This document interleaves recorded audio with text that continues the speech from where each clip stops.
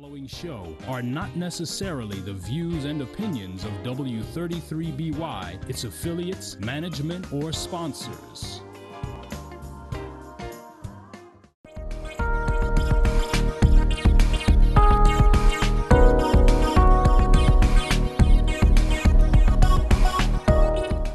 And we got a call on the line. He's been on the line. Let's take him right now. Let's cut him off. Caller, you on the air. Yes, good morning. Good morning. What's going on, Tyrone? Oh, well, you know, we vote since 1996. We voted. We demanded. We voted for a city council, and the successive city council, starting with the Institute of Art, they collaborated with the state and said, the state said, we want to take all the assets from the voters of Detroit. We want to take all the assets, and I want you all to go along with it. I'm going to write up a memorandum of agreement and say in 7 days, if you all don't say no, it's ours. And the city council went against our charter. We voted, demanded. Our votes are demanded. And the city council stripped us, collaborated with the state. That's how they took the zoo. That's how they took Cobo Hall. The Black City, Successive City Council stripped us. We don't have any assets. And those assets was our collective money. We paid for all those, the Cobo Hall, the water, through Eastern Market. So our demand through voting has failed in that sense. So I looked and you all said, I agree with you. You got gangster governor, gangster mayor, and the and the lawyers are double agents, and they become judges. How do you win in those institutions? Because most of the judges and magistrates, they all went to law school or something like that, and they all become lawyers, become judges. So and they are double agents.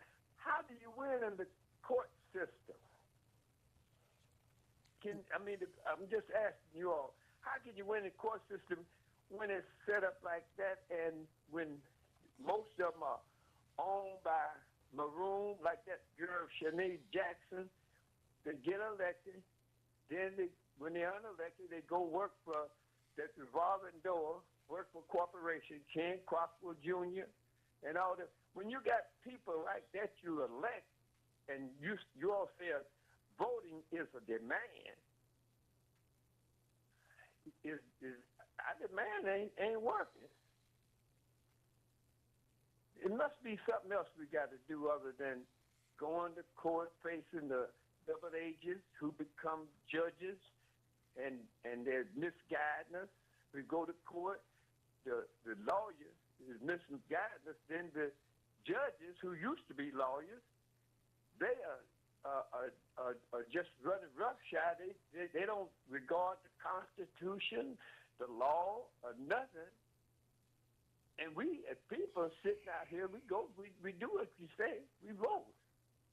So maybe something else we must do other than voting and going to court.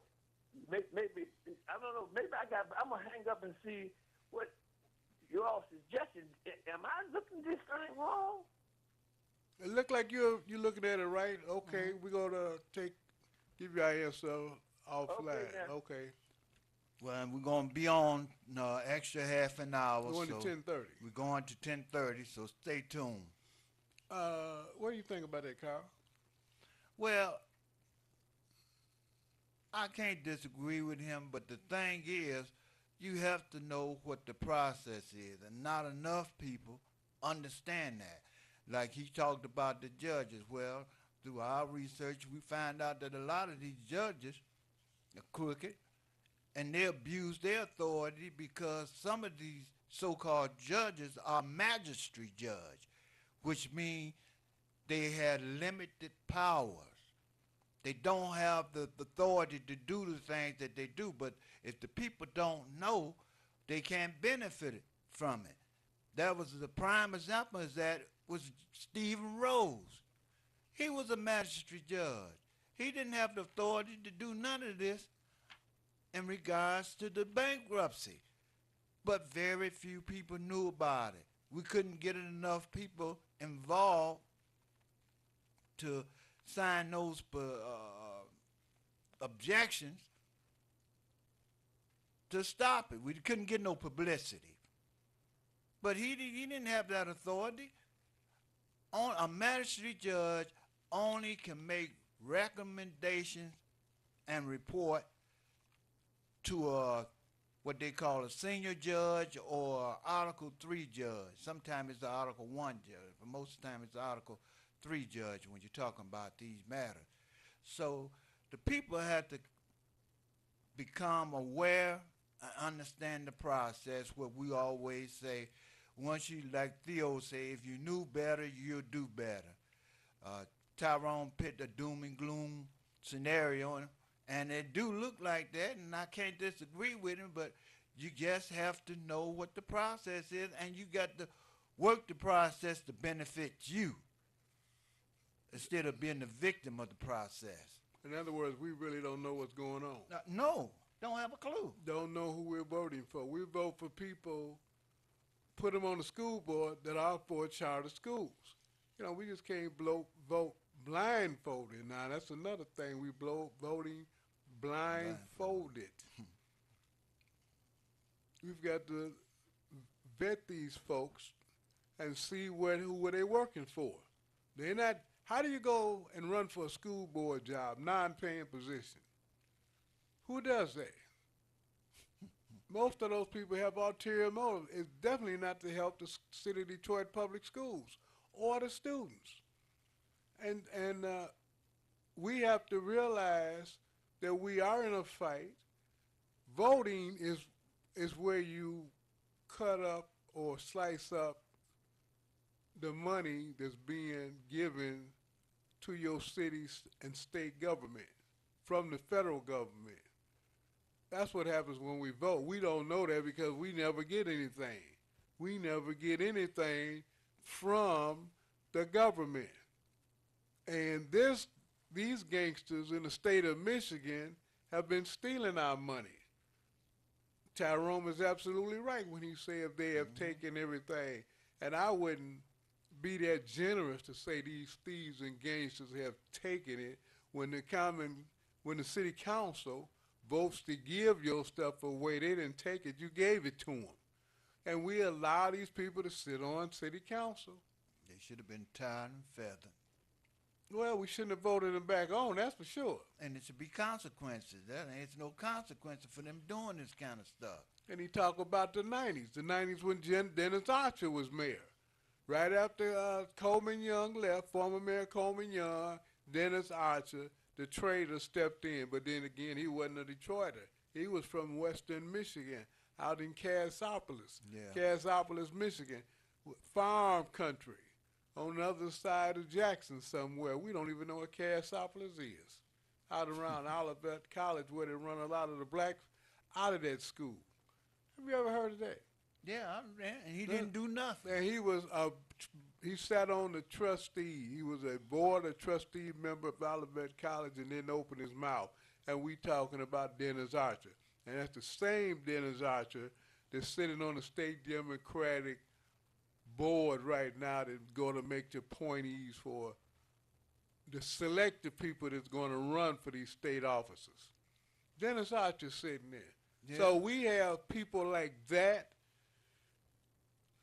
have done the city of Detroit in, gave away the city of Detroit's assets illegally now. Wasn't nothing lawful about it. Illegally. Here's a part of the Michigan Constitution, Article 9, Section 29, state financing of activities or service required of local governments by state law.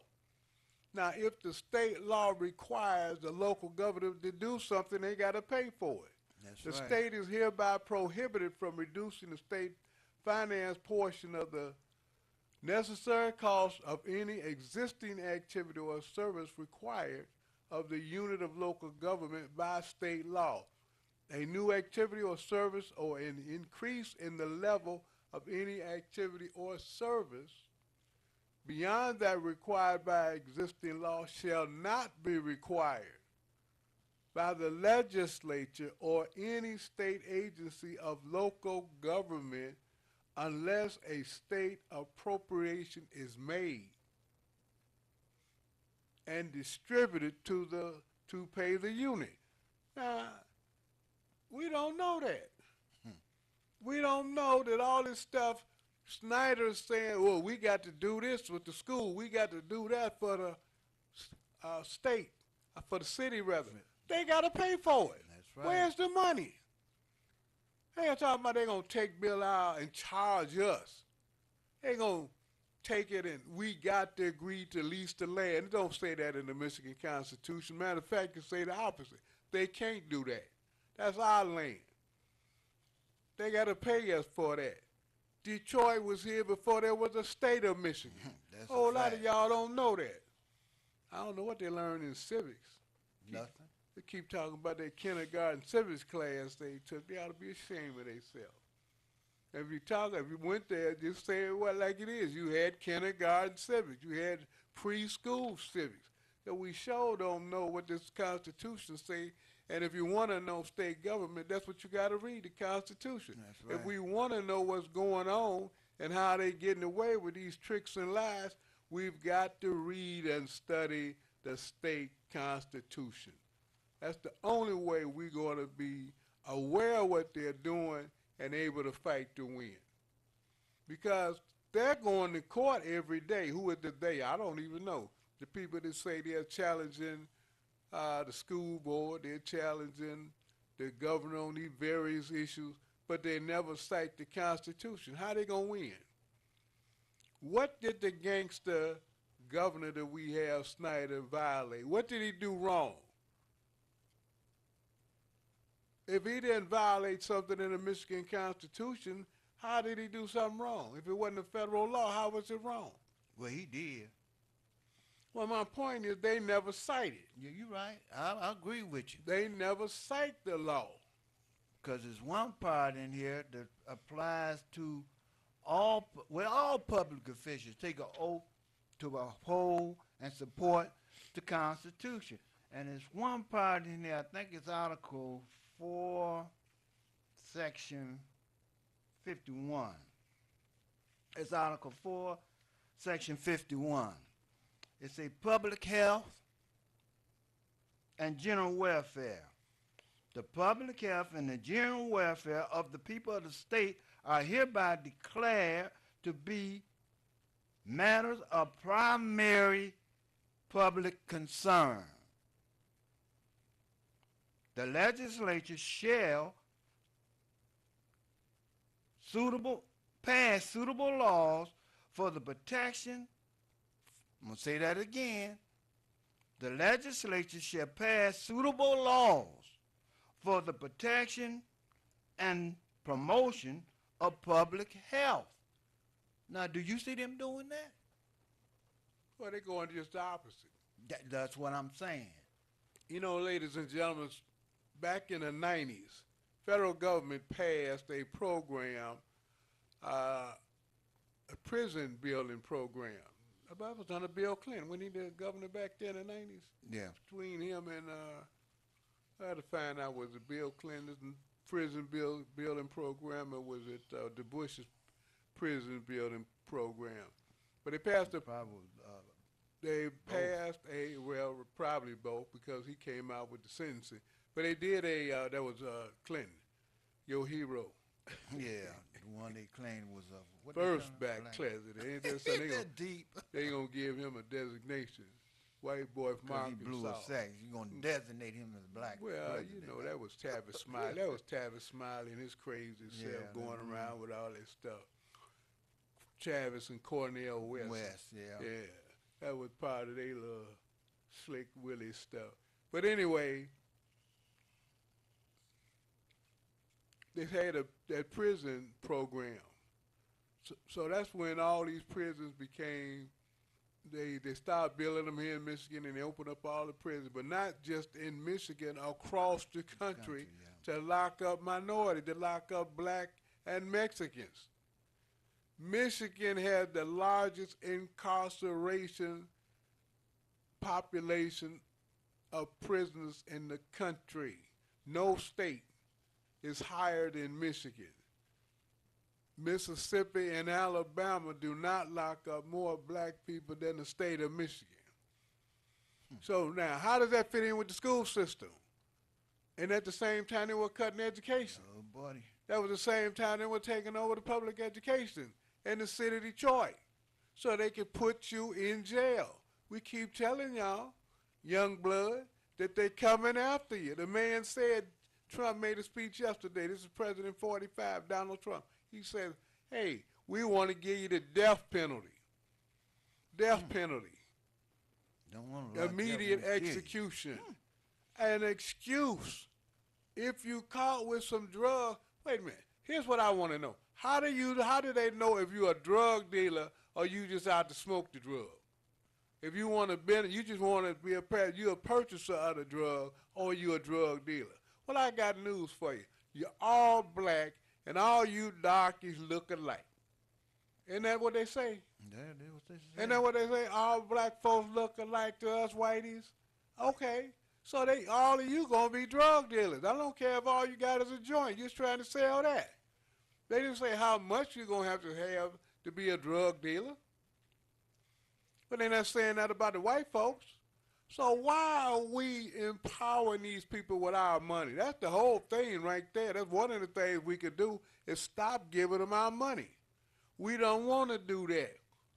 We just want to be high. We want to be intoxicated. We want to lose our mind. It look like we done already lost it. What you say? It look like we done already lost our mind? That's right. Yeah. And so that's what's going on. And it's a 1-2 punch. The thing is in tandem. They're not coming at us with one. They have always come at us with 2 or 3. We may not see the third one when we see the 2. Most of it don't see this. They built up prisons to put the folks that have been dumbed down, the school children that turn into teenagers, to turn into adults, in jail, in prison. And they don't mind telling us. We look up and say, what? Is that what was going on? Is that what's going on? So you're supporting their program when you buy the weed. It's just that simple. Look at the program they got now. When we start talking about the redistricting, the legislature, the state redistricting here in Michigan and across the country. All 50 states are going to do it. So they want to give us a redistricting commission. You don't have the right now to draw your own districts. We want the same grubby people, the Dennis Archers that they were going to appoint to the redistricting commission, the John English, and the Governor Gangster Snyder that they'll put on a redistricting commission. Why won't Snyder be on there? He'll be a citizen then. And guess what? You won't know who's on the commission anyway. You don't know who's head of the state board. You don't know who's members of the state board of the Democratic Party.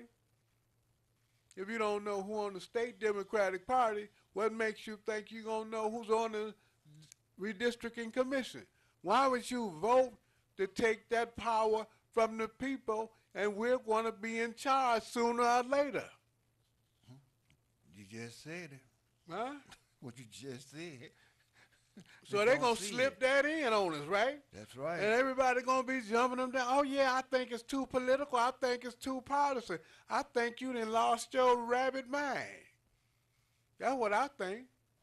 You talking about it's too political. Everything is politics around here. I believe it. Everything. Let's take a call. Caller, you on the air. What's up, fellas? How y'all doing this morning? Okay, and Fine, yourself. how you? All right. You guys keep them on the, these other people on their toes, man. We need that from you. We need that from people like Tyrone. You know, these laws that you guys are speaking of, they're good laws, and these laws were in play and they was effective until 1965, when it began to benefit you. We just forgot to read what's at the bottom of the page, to where it says it exclude black people. We didn't read that part. We missed that. You know, even if it doesn't say that, that's what has actually happened. You're being excluded. Anytime somebody can come in and deprive you of your rights to vote, which they did with that emergency manager crap, you understand? That means they can do anything to you. But what Europeans are doing to blacks here in the city of Detroit, they've been doing. All they've been is fine-tune their practice, try to use a little more discretion as they were doing it. But they've been doing this. You understand? So if I create a law to keep you down, I'm not going to create a way to benefit you. It's not to benefit you in any shape, form, or fashion. And if I got to break the law, which they have done, to keep you from having it so I can stay in control of you, I mean, this is how stupid it is. How do you shut down a school system and you exclude the parents? The parents are not even included in nothing your child learns, where they're going to go to school, and that $7,000 is following each child. You're totally excluded out of how do a system get set up where that can happen? That's not happening in Ebola, where Mike come from. That's not happening in English parents' neighborhood. Why does it have to happen here? We have been totally excluded. So the laws that they created for themselves, and it just begin to benefit us after 1965, we see now that voting ain't going to get it. Marching ain't going to get it, but you said it a few minutes ago. Keep our money in our pocket. That's what they did in the bus boycott. They told them, if you're going to treat us like dogs, and we can't get on that bus and sit down where we want like everybody else, then you're not getting our money. So that's all we have to do today. I don't go downtown now. I wouldn't go downtown and spend a dime because they stole my money to dress it up. Why would I go back down there and give them more money for it? I'm not going downtown and do nothing. That's what all of us need to do. And thanks for taking my call. Thanks for making it here. Well, you're right about that. Yeah. Don't give them any money. They have to shut down. They will have to shut down. But we keep forgetting them. We forget that we are giving this stuff away. We say take because I guess we don't realize the black folks is going along with that game and giving our stuff away. Now, here's 436, Emergency Manager Act, page 12, if you got it, 436. And they talk about what the emergency manager shall do. Emergency manager's assumption and exercise of authority and fiduciary responsibility. That's on, let me go to N. Consolidate or eliminate departments of local government or transfer functions from one department to another and appoint, supervise, and at his or her discretion remove administrators, including heads of departments other than elected officials. Let me read that again. Say that the emergency manager at his or her discretion can remove administrators, including heads of departments other than elected officials. So in the law, it says the emergency manager cannot remove elected officials. But that's not the law we were told. Were we told that, Carl? No, they lied, said they couldn't do anything that they wanted to under the 436, which we knew they was lying when they said it. And that's Senate Bill number 865 of the regular session of 220. I'm going to give you all the stuff. But all you got to do on your cell phone or computer is punch in Act number 436 and it come up of 2012. Public Act 436 of 2012, and it'll come up and go to page 12. And that's going to be letter N. and you will see it says they can remove department heads other than elected officials. So they couldn't touch those people, but they're scared to death. Now, think about that. You have a city council that's got a research and analysis division, and what they won't read it, the city council also have their own personal staff, people that they're paying. Nobody ready. Now that's the game they told us. That's the little Mickey Mouse game. Now I don't believe all of them ready, no way. Some of them just lazy and won't read and say, okay, what you want me to do, boss man? But that's the kind of game they've been playing on us. And until we put ourselves in our own people, meaning our children, our grandchildren, our next door neighbors, somebody out there fighting and protesting and marching with us, then nothing's going to happen. We looking for somebody else to do something that we have to do ourselves.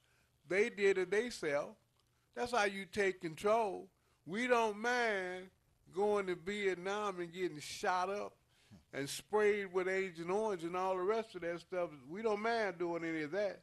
But when it comes to fighting for ourselves here at home, where we don't have to even shoot a gun. Huh? Said it's fair. We don't have to shoot a gun. We don't want to do that. Carla, you on the line. Good morning. Good morning. Yes, I would just like to address the fact that there is no code between how we deal with those of our same skin complexion that sell us out. And what I mean by that is, you know how gangsters used to do it. You know, they go pick up their paper, maybe a dead fish in there. They may go to work, maybe a tore up bulletproof vest. There's no physical damage being conducted to those of our skin complexion that put us through these type of problems. Now, we able to point them out and actually say who they are, like when you mentioned Dennis Archer. A friend of mine was at Olivet during that situation. Some of those that were around during the time of, I dare say, the crack era, you know, there was still a lot of blacks wanting blacks to vote for them. But at the same time, we had this epidemic going on in the streets. And at the same time, there was no concrete effort towards how to decrease the acceptance of out there selling it. I'm not addressing those who use the drugs because as humans, we all going to take a chance on a new get high. Some of us are. And those that took a chance on that did not know some of the addictive problems and the long-term effects that this new get high will cause. It wasn't included in our education. So I want to ask you two gentlemen that graduated from high school, how much information were you told about the addictive problems of using heroin? And I'll sit back and listen. They didn't talk about it. Right. Nobody talked about it. We Nobody didn't know talked about in it. school. That's what happened. You know, that thing had not, the black community across the country had never faced that particular problem before, the drug addiction. They needed us to work. You can't give slaves no drugs and think they're going to produce, they're going to work. When we were sharecroppers, they weren't giving us no drug. Matter of fact, we didn't have any money to buy the drugs.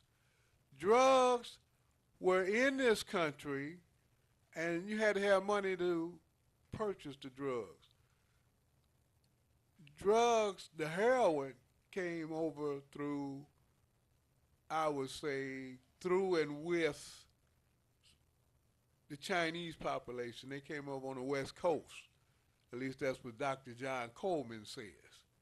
And so when they set up the drug operation, if you want to import a drug like heroin, you have to have somebody that's going to use the drug. And the Chinese were heroin and opioid, which was the poppy plant. They were users of those products. And so they brought the Chinese over specifically to bring the drug trade, and they have somebody was going to consume the drugs in America. Now, that's totally contrary to what we heard. We always heard that the Chinese were brought over here to build railroads. Yeah, that's the only thing they ever say, railroads and cleaners. Well, I didn't never understand that, though, Carl. When you had black folks, you had slaves that would build a railroad free. Right. So it just never made any sense. I couldn't put my hands on it, couldn't put my finger on it. But when this particular professor wrote a book about it, and he was talking about it, how they brought the drugs into America and they needed smokers, they were the Chinese. And I said, wow. Wow, so that's where they really fit in, because I never understood, ladies and gentlemen, how you throw free labor away. They use black folks all over this country, from New England, New York, all the way to down south to Mississippi and all the way out to Texas as slaves. And now you bringing a railroad, though. You bringing a railroad from Pennsylvania and all these places where they had slavery and out west, and you don't want the free labor. That don't add up, dude. It didn't add up. It didn't add up. Okay, so when this drug epidemic came, after the riots, or during the riots and this protest movement, don't forget we're going to 10 o'clock, we'll be on after 10 o'clock. We're going to take a break at the top of the hour. If you're on the line, just hold on, and we'll get you at the top of the hour.